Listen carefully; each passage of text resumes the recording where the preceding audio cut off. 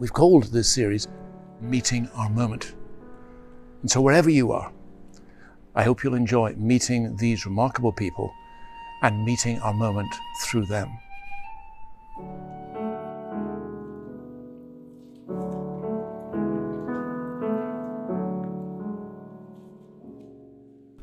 Patrick Smith is Associate Research Professor of Theological Ethics and Bioethics at Duke Divinity School and Associate Professor in Population Health Sciences at Duke University's Medical School.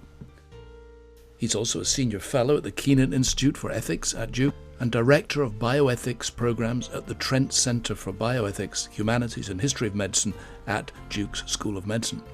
Before coming to Duke, he was a core faculty member of the Center for Bioethics at Harvard Medical School. He was named a 2016-17 Henry Luce III Fellow in Theology and was the recipient of the 2019 Paul Ramsey Award for Excellence in Bioethics. He's especially committed to exploring the close and often forgotten links between the medical world, public health, and social justice. He also often considers how concepts from jazz might inform our approach to ethics. And jazz was one of the main topics we covered in our wide-ranging conversation. Patrick, it's a delight to welcome you to the series. Thank you so much for giving your time. You're a man of many skills and interests. You're a theologian, you're a philosopher, an ethicist, and now a distinguished bioethicist. And I think you have a qualification in business administration as well. Was this always part of the game plan? I mean, how did this array of activities come about? Thank you so much, Jeremy, for having me on for this important conversation. I certainly appreciate the work that you all are doing here with the Duke Initiative on Theology and the Arts. So my background, on one hand, is fairly eclectic. When I'm around my friends who are theologians, I recognize that I don't want to pick up that mantle too lightly. My theologian friends often say I'm too philosophical to be a theologian. And my philosophers' friends often say that I am too theological to be a philosopher. In many respects, I think I kind of stumbled into the world of kind of bioethics and applied ethics. So as I was in my undergraduate training, I was interested in business administration, business management. During that time, I became really interested in questions of religious studies. I'd grown up in a religious family, kind of this Black African-American Baptist church tradition. It was during my college years that I became reinvigorated with that tradition in some ways. And I started taking some classes in religious studies. I had the opportunity to do some work with the Hospice Care Center as their ethics director. It was at that time when I started thinking about applied ethics and applied issues that really gave some traction to all the theoretical and abstract work that I was doing. You mentioned your church background there in the Black Baptist Church. What do you think you've gained most from that tradition, especially things that have stayed with you? Yeah, for me, it's this deep wedding of a kind of holistic, embodied ministry. That what it means to bear witness is not only maybe say in words or kind of some type of proclamation, but in terms of how we are the hands and the feet of Jesus to one another and also to the world. Holding together what some would say these kind of three dimensions, this priestly, prophetic, and as others would add third dimension, the sagely dimension. So this priestly function of making sure that God's people are spiritually kind of girded up, if you will, or that they're strengthened from the inside from the challenges and the pressures and the injustices that are often, facing people and communities. This kind of prophetic aspect of the tradition that seeks to do justice in the world and to address these kind of unfair and evil power structures that are actually stifling flourishing life across all of creation, and just really kind of, some would say, just speaking truth, those power dynamics, while also keeping in front of them a vision of love and a vision of justice, or a vision of shalom, right? So it's not a prophetic critique for critique's sake. a prophetic critique for the purposes of shalom, at least I would want to suggest. And then the sagely dimension, this wisdom dimension, to recognize when we need to employ certain resources, when we need to lean in, how we need to lean in, what we need to say, when we need to say it. So I think that that holistic dimension of what it means to follow Christ, or to perform the script of Scripture, as our colleague, former colleague Alan Verhey would often say, is something that's very important to me. And I think just wrapped up in all of that is this deep love tradition. So, to ask an impossible question, but one you must have faith as an ethicist, what's the relationship between love and justice? Yeah, I actually think that love and justice work together in particular ways, and that justice is just what love looks like in public. I think it's what some in this tradition would often say. When you trace out the implications of this kind of vision of, I would say, shalom, that is to reflect justice, it's predicated upon the grace that is found, at least in this tradition, right? The grace that is found in the person of Jesus Christ. So the grace that's been extended to human beings and also to all of creation. Because we often think about justice only in terms of kind of punishment, right? A punitive or retributive punishment. Yes. Punitive ways, right? And so if that is your primary category for thinking about justice, then you could see, right? But if justice has this larger kind of vision of shalom, or things kind of being all right, then you can see that there are other possibilities that we can imagine of the relationship of love and justice in our world. Although I've not tried this out, and you don't have to agree or even comment on it, but you mentioned the category of shalom quite often, and I'm increasingly convinced that the biblical concept of shalom and the classical concept of beauty, at least provided it's Christianized, are actually very close together. Just something to think about. I wonder if we should be talking sometimes more about shalom than we should about beauty in the arts, although of course I'm all for beauty, but it's so easy for beauty to fly off into a kind of abstraction. Now, here you are in the Baptist church, and you are singing, presumably, every Sunday. I mean, my goodness, the music. So you are saturated in music in the church and in other arts as well. What place do the arts have in your upbringing? You're absolutely right. The music plays such an important role in that tradition, a way of kind of spiritually empowering people, just a cathartic response, often coming into that space, dealing with whatever you're dealing with out in the world, you know, and then coming into those spaces and just being able to be reminded once again, right, of the goodness of God, the faithfulness of God. Music played such an important and a powerful role to really help summon that courage that people needed to continue to press forward. And I just remember as a youngster, when I was growing up in Alabama, I was part of a youth group, and the leaders of this particular group had us doing, a lot of different things in the community. And one of the things we would often do is on certain like anniversary dates of the Voting Rights Act, and kind of go over the Edmund Pettus Bridge, right? In Selma, and we would sing these songs, right? And it was just interesting as a teenager, just kind of singing these songs. The stakes were not nearly as high, obviously, as it was, in those original contexts. But it's just something about music and song, how it resonates. There's a lot of very interesting research, actually, which might cross over with some of your own on singing and the science of singing and the physiology of singing and the anthropology of singing, and particularly the power of music to instill a sense of empathy for others, that you can very quickly attune to, if not lock into, the emotional state of another through singing. And many believe that this is one of the reasons why it developed very quickly in evolutionary history. And what that does, of course, is also create an extraordinary sense of togetherness without you actually having to speak. What ethical crunch points, as it were, are we being faced with at the moment through this? Above all, what is being thrust to the surface on the ethics front for you? Yeah, I think for me, as I've tried to do work in like bioethics or health care ethics, is this idea that for a long time, bioethics has been thought of narrowly. Some would suggest it's maybe synonymous with clinical ethics. We have to start thinking about bioethics, public health, and social ethics as all coming together. Coming together, right. Long time bioethics did not really incorporate as much some of the questions of social ethics.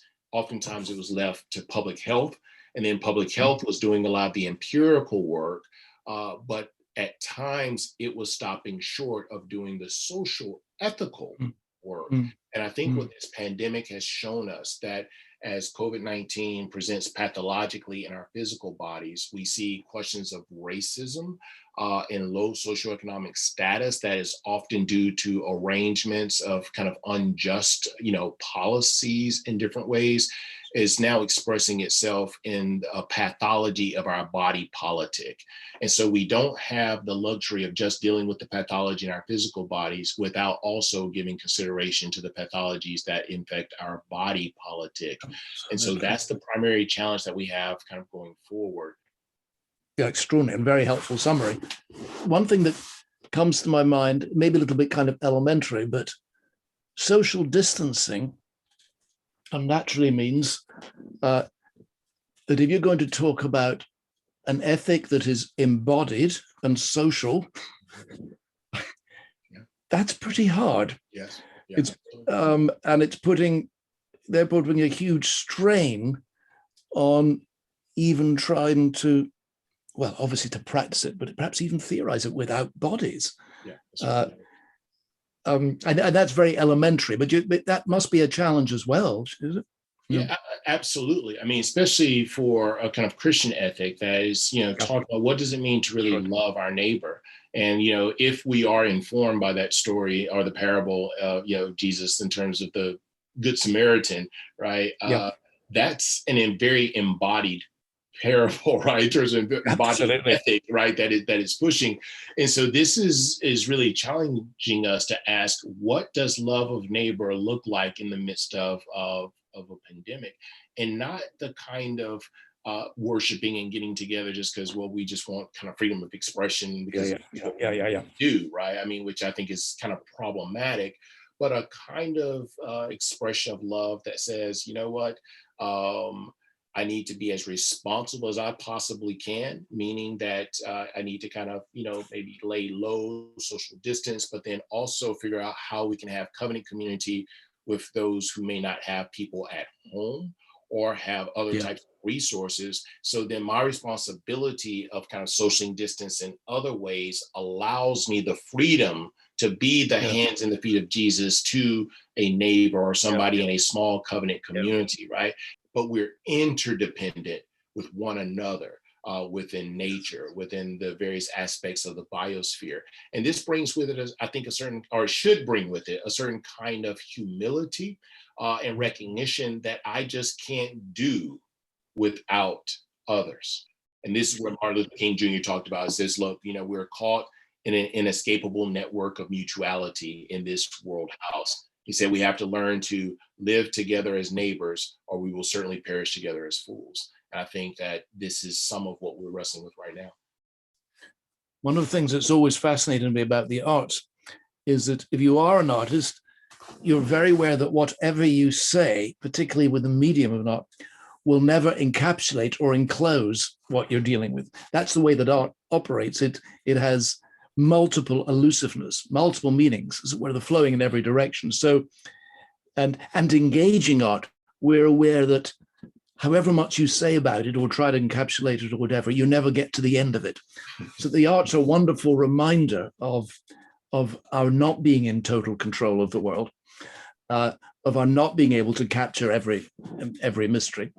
And it pushes me on to then think of the arts in the situation of the pandemic.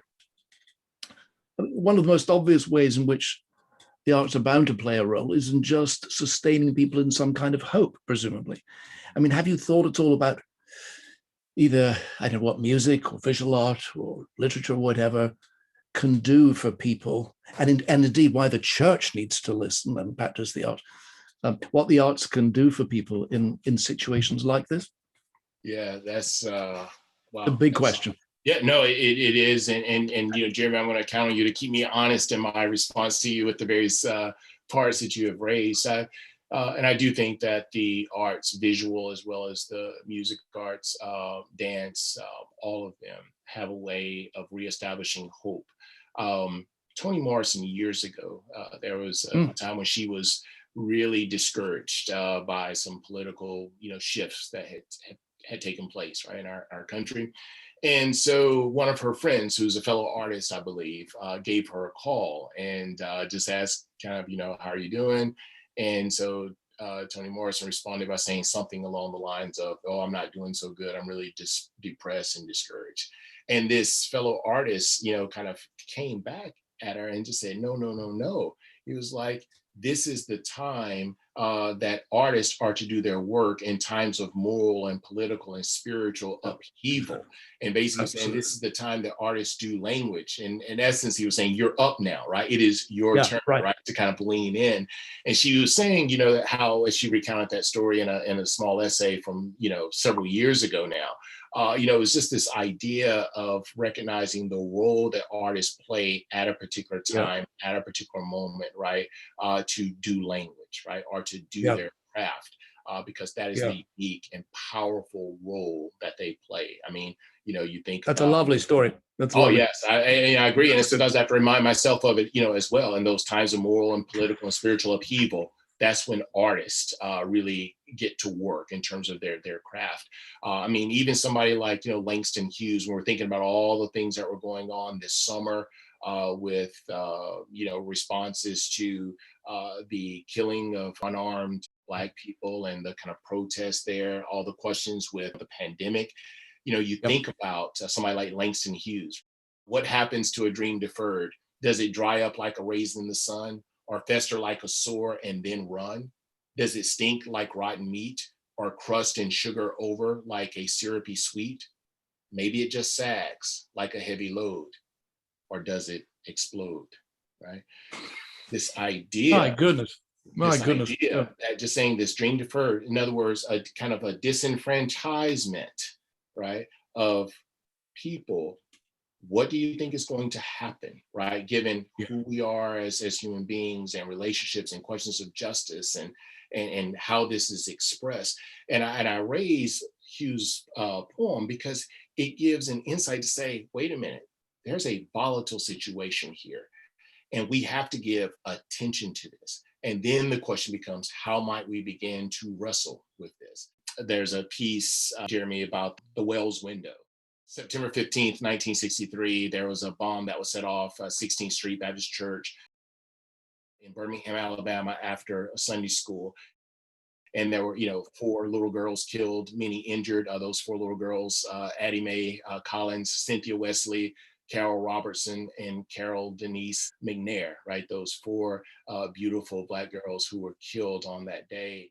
It touched a lot of people around the world, even though it didn't move a lot of people in the South. As a matter of fact, those who were trying to speak out against it, who were white, were run out of town and persecuted in different ways. But some people in Wales got together. There was an ad put out in the local newspaper, I believe, to generate funds to build this window to send over to 16th Street Baptist Church as it was being rebuilt. And what's so beautiful about the Wells window, I think when you look at it, it has this depiction of the kind of a Black Christ, right? Which is going to be very controversial, right? In the 1960s. Some people are sometimes stymied when they see that image now, depending on your context, right?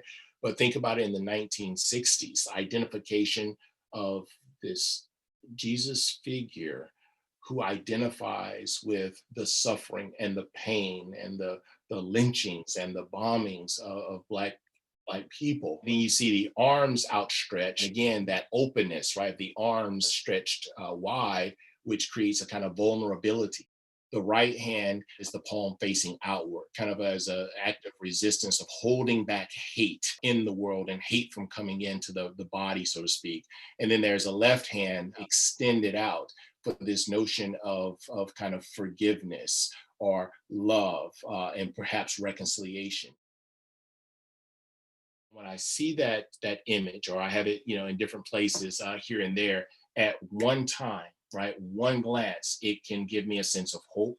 It reminds us, one, that we've been here before, not only in terms of a generation or two before us, but going back to the very person of Jesus, right, himself. And so we are part of that tradition, right, that Christian tradition of God's faithfulness to God's people. It also, in one glance, reminds me of the fact that we have to do all that we can to resist hate and to fight for justice in this world, but also think about an eye towards reconciliation when the appropriate parameters are put in place, and a kind of vulnerability that all of us share in doing this work that we're called to do, trusting God through it all. So one thing that makes just abundantly plain to me is that if artists are going to speak about beauty and creating things of beauty, and this is a very beautiful image in one sense, the last thing we need is a sentimental beauty. Last thing we need is a picture of the eschaton that hasn't been through the cross. that's right. Or hasn't been through the worst here. I mean, it's this deadening sentimentality that afflicts the church very easily, even in times like this. This image strikes me as extraordinarily, in a sense, attractive, in the sense of attracting. It pulls you towards itself and stops you in your tracks. It's in a way that couldn't possibly be accused of being otherworldly in the wrong sense, or skating over the horrors that gave rise to it. Thank you so much, Patrick. It's been a delight. Take care, guys.